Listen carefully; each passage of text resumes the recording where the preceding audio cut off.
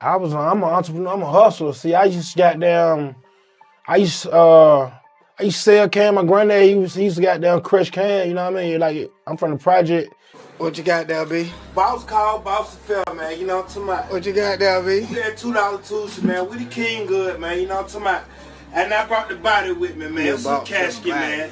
Give me a few pallbearers to carry this shit tomorrow, man. Every single bullet struck him from behind, but what makes this even more heartbreaking is the chilling connection to his family's past. 6 years earlier, Linton's cousin Jimmy Hill had already faced unbearable pain when his own daughter, 21-year-old Jimmy Atchison, was killed during another Atlanta police shooting. It's like history repeated itself in the most horrifying way possible. As we dig deeper into the evidence and what witnesses saw that night, you'll see why this case has shaken Atlanta to its core and left people demanding answers about police accountability that still haven't come.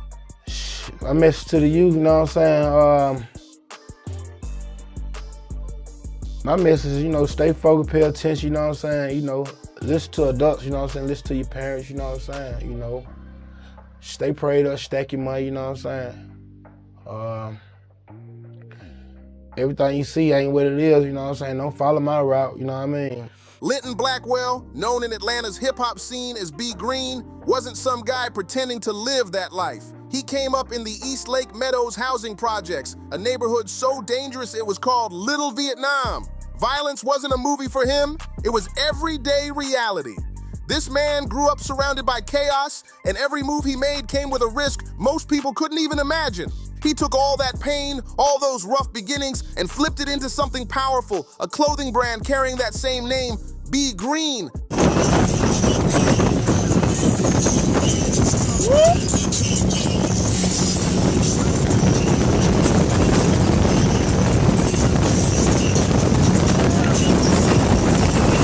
As his personal badge of survival and hustle. It wasn't just fashion, it was his story stitched into every piece. He turned struggle into strength, proving he could rise from the chaos and build something real out of pure grit and determination. But B Green was way more than just his rough past. He was a loving dad to his 15-year-old twin daughters, Dynasty and Destiny. They remember him as the kind of father who pushed them to be real, to lead, and never to follow the crowd. Rest in peace, my nigga Nut, man, out here 9-2 with this shit, you know what I'm forever. Most definitely, most definitely. Man, what's going on, bro? Nut, yeah, long live Nut, the fuck you mean? Long live Nut, the fuck you mean, boy? He made sure they understood that strength doesn't come from fear, it comes from standing firm in who you are. Outside of music, B Green ran a legit shuttle service for luxury hotels across Atlanta, showing he had business sense as sharp as his bars, but his real passion? Music. He worked with some of Atlanta's most respected names in hip-hop, Trouble, and Bankroll Fresh on their track You Ain't Street, a song that's pulled in over 13 million views on YouTube. That kind of reach showed how connected and respected he really was in the city's rap scene.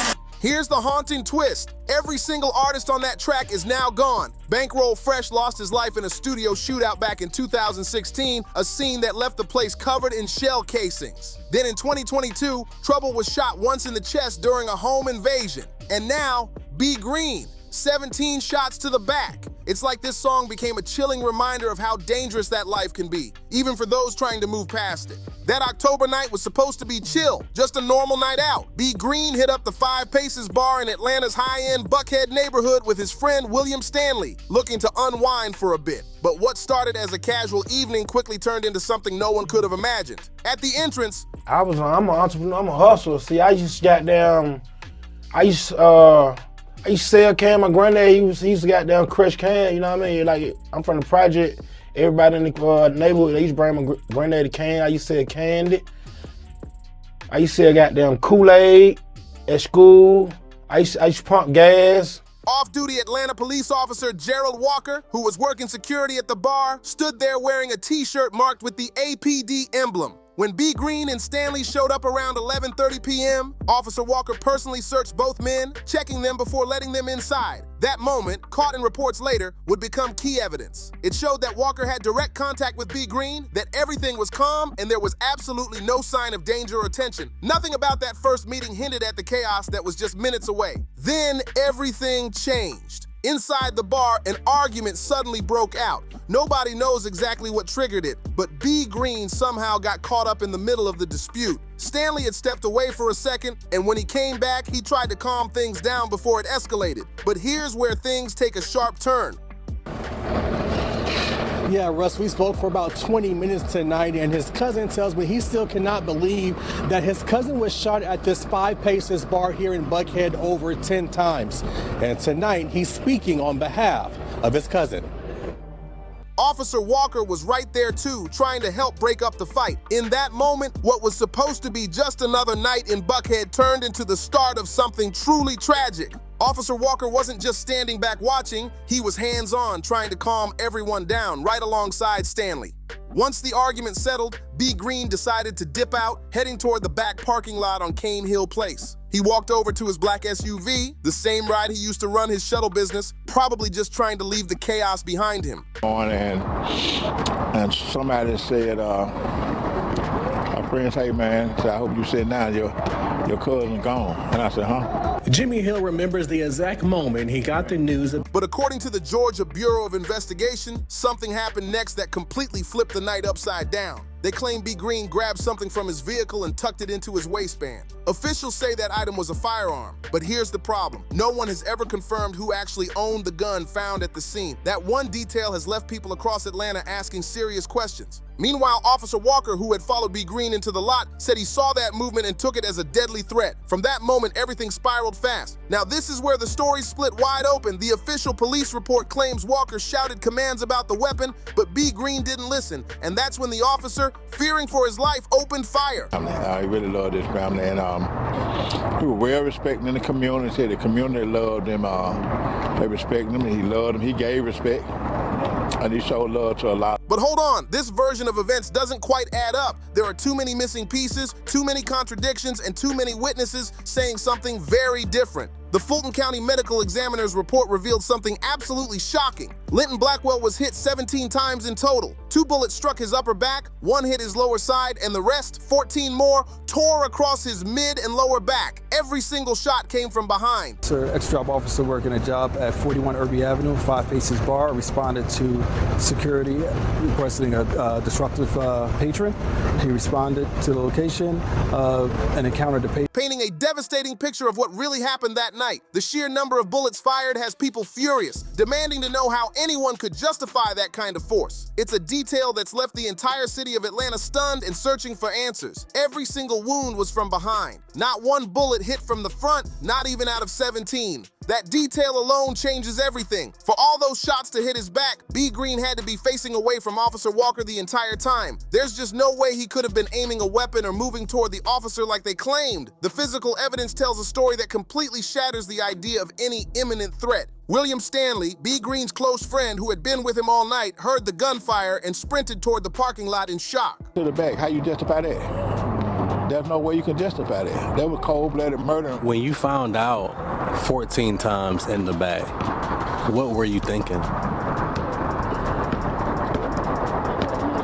First, I had to get over the anger, and I still ain't got over it. Because, you know, what he saw next became one of the most powerful and heartbreaking pieces of testimony in the entire case. Stanley says he saw Officer Walker still firing, even after B. Green had already hit the ground. He shouted at the officer, demanding to know why the shooting hadn't stopped, but the bullets just kept flying. Walker didn't stop until his whole magazine was empty, all 17 rounds fired straight into a man who was already down.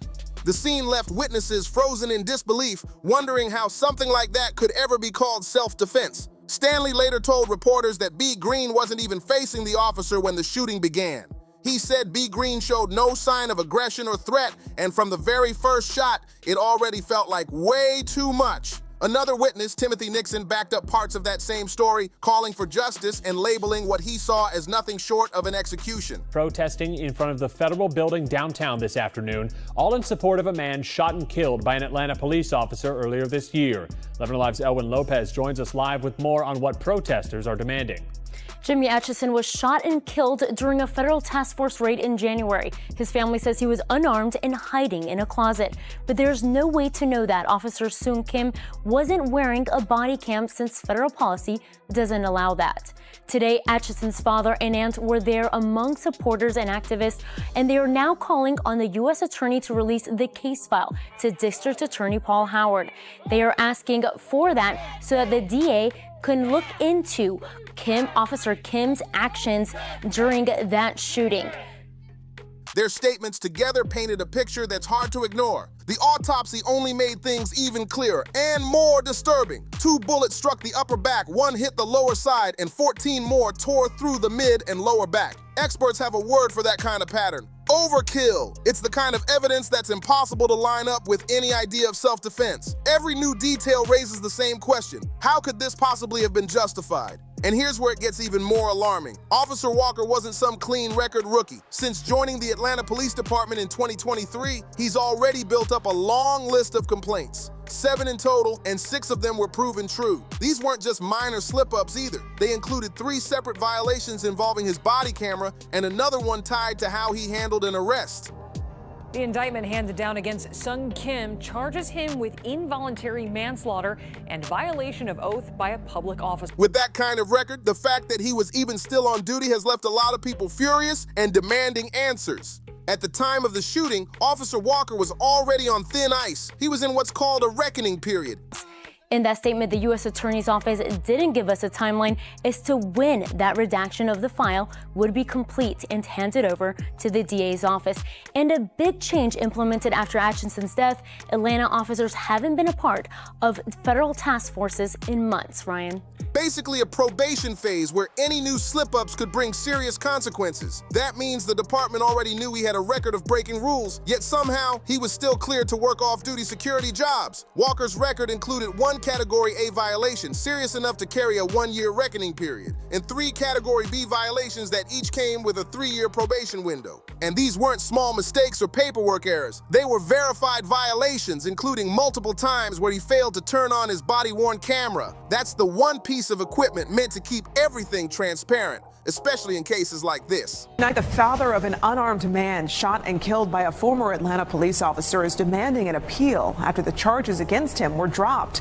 A federal judge ruled Sung Kim was immune from prosecution in the 2019 shooting. The fact that someone with that kind of record was allowed to carry a gun, wear an APD emblem, and fire 17 rounds into a man's back while claiming self-defense, it's beyond disturbing. We've got witnesses saying B. Green wasn't a threat to anyone, an autopsy proving every single bullet hit from behind, and a family that's been left with more questions than answers. His relatives have been loud about their pain and frustration, demanding transparency and truth. His cousin, Darius Blackwell, said it best: if this shooting was really justified, then the police need to prove it. And if it wasn't, they need to own up to it. 14 shots to the back. How you justify that? There's no way you can justify that. There was cold-blooded murder. B. Green's ex-partner, Erica Bowtree, painted him as a real motivator, someone who told his daughters to lead, be themselves, and never fold under pressure. Hey there, Russ, Courtney, good evening to you both. Well, Jimmy Atchison's father is now in a wheelchair, but despite today's heat, he was still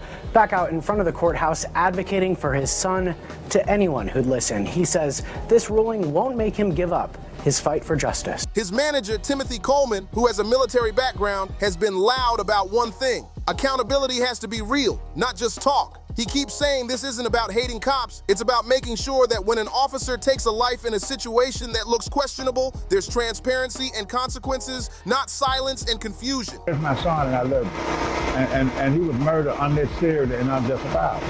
My son was unarmed, criminal. He should have stayed state because it was a former Atlanta police officer on loan to a federal task force. The family's attorney, Gabe Banks, is flagging major issues with how this shooting is being justified, and he's asking the same questions everyone else is asking. How do you call 17 shots to the back self-defense when the man was facing away? How do you square Walker's claim of feeling threatened with evidence that shows B. Green wasn't turned toward him? And how do you explain continuing to fire after the person is already on the ground? What threat is that supposed to be? These questions are heavy, and they're not going away. As of now, there still haven't been any charges, even though the Georgia Bureau of Investigation took the case right after the shooting. The community wants proof, the family wants the truth, and the record shows way too many red flags to just shrug off what happened here. Okay, but not okay, because we just want to know exactly what happened to him, because we were in each other's lives almost every day. Like, he was present every day, and it's something missing, because we would usually, call him.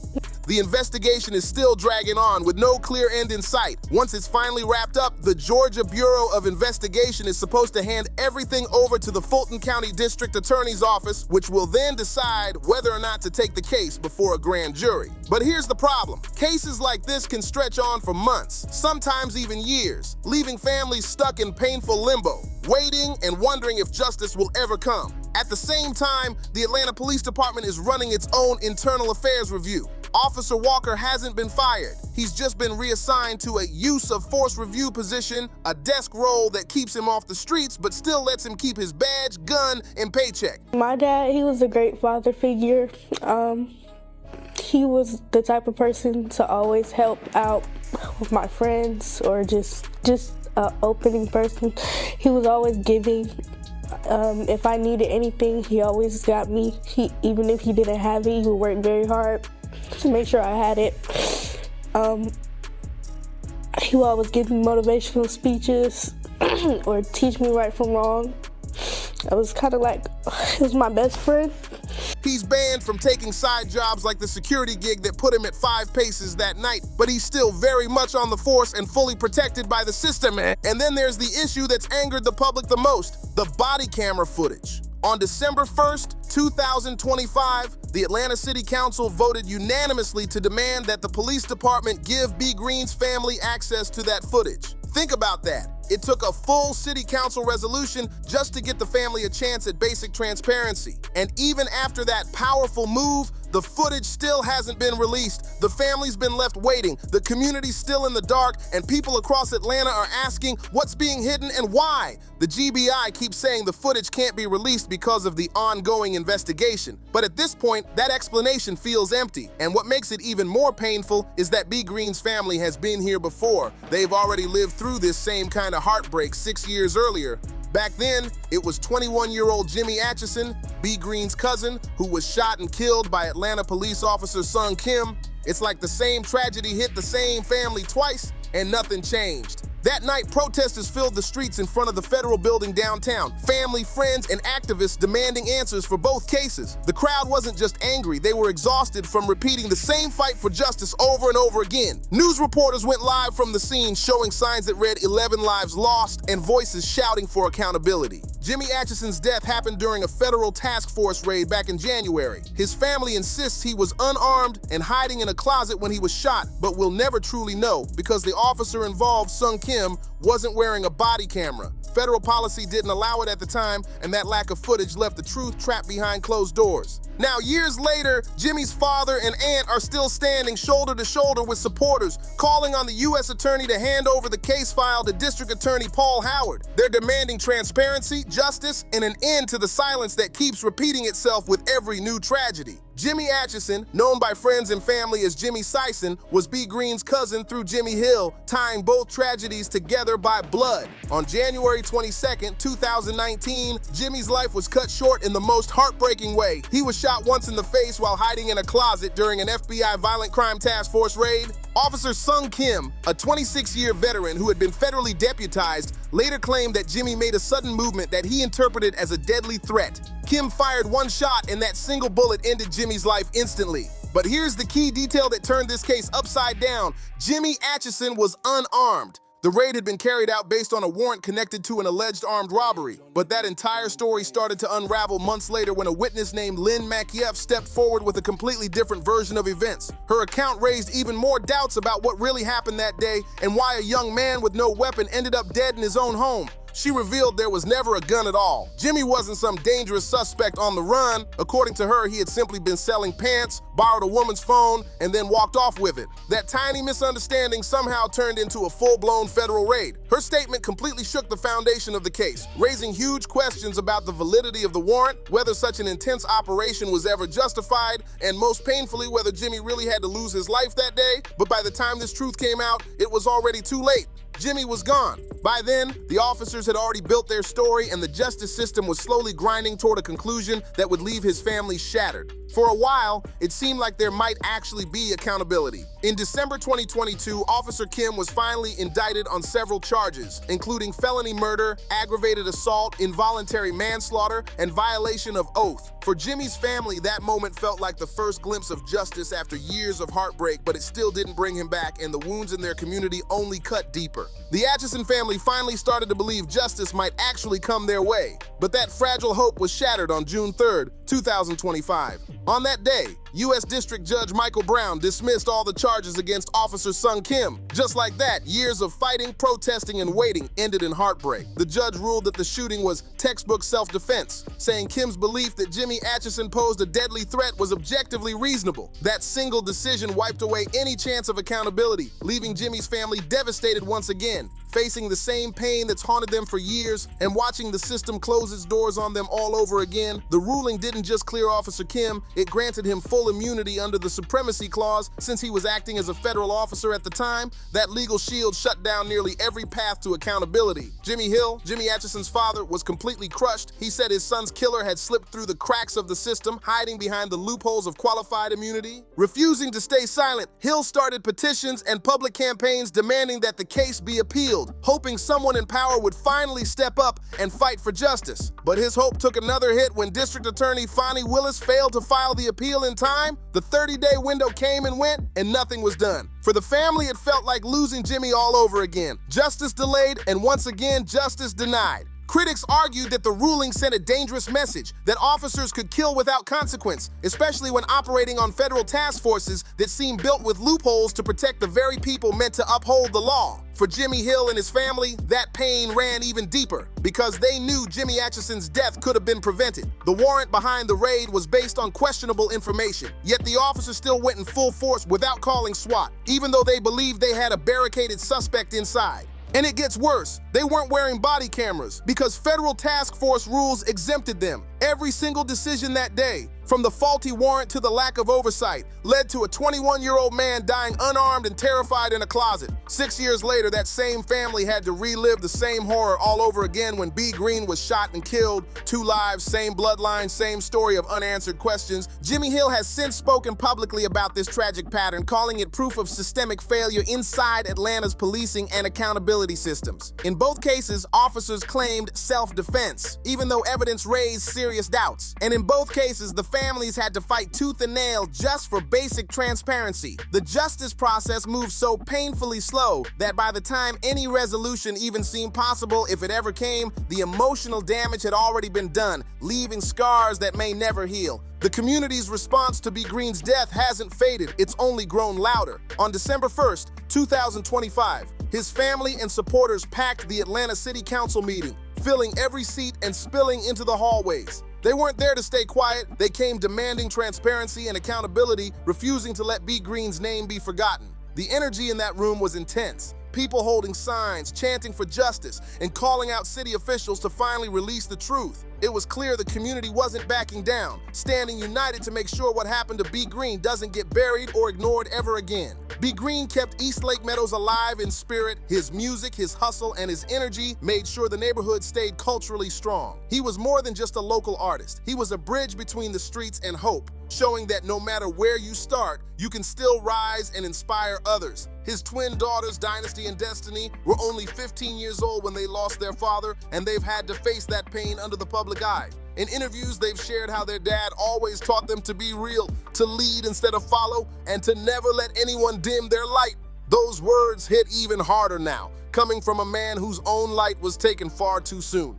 Around December 22nd, 2025, the organization Futures Without Fear hosted a holiday brunch honoring families affected by gun violence. B. Green's name was front and center that day, celebrated for the impact he made and the legacy he left behind. His 7-year-old nephew, Kingdom Evans, took part in the tribute, reminding everyone in the room that B. Green's story isn't just about loss. It's about love, strength, and the determination to keep his memory alive. Relatives like Dawn Evans opened up about the pain that never really leaves, describing grief as something that doesn't disappear. It just changes shape, becoming a weight you learn to carry every single day. These community gatherings, like the one honoring B. Green, are the only spaces where people can even begin to heal together, leaning on each other for strength and understanding. But true healing? That's almost impossible when accountability never comes. How can a community move forward when the same cycle keeps repeating? Another life lost to police violence, another round of investigations that drag on, and another wall of silence from those in power? Every delay, every hidden detail, every time an officer walks free, it reopens the wounds and reminds families that justice still feels out of reach. Those words paint the picture of a man who understood the cost of the life he came from and was fighting hard to rewrite his story. B. Green wanted better for the next generation, for the young people growing up in the same neighborhoods he did. He was working to build something real, stepping into legitimate businesses, doing everything society says young black men should do to move forward, and yet, even after all that effort, he still ended up gone. 17 bullets in his back, his life cut short before his vision could fully shine. As of now, going into 2025, there are still no new updates on the investigation. The Georgia Bureau of Investigation lists it as one of 79 officer-involved shootings that year, with Linton Blackwell's case marked as number 62, just another line in the database when it should have been a life that mattered. His name deserves more than that. A real answer, a real outcome, and real justice. So, what do you think about this case? Drop your thoughts in the comments below. And if this story moved you, like, share, and subscribe to the channel for more powerful stories like this one. See you in the next video.